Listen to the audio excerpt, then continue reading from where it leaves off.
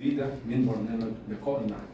ولقاؤنا اليوم مع الشاعر الكبير محمد المصري، المستشار الإعلامي للعديد من المهرجانات الثقافية، ومنشئ صالون المصري الثقافي، وصاحب مبادرة اعرف مدينتك، وله العديد من الدواوين الشعرية.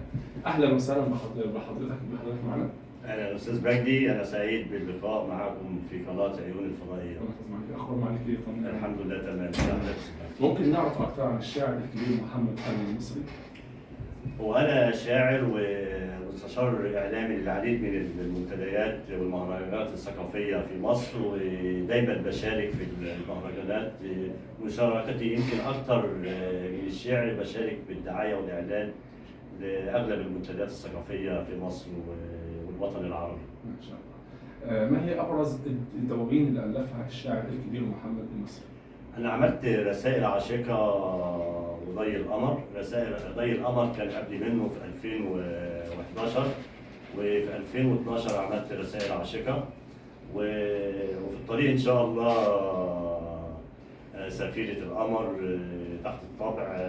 ربنا يسهل إن شاء الله كده وتطلع للنور بإذن الله.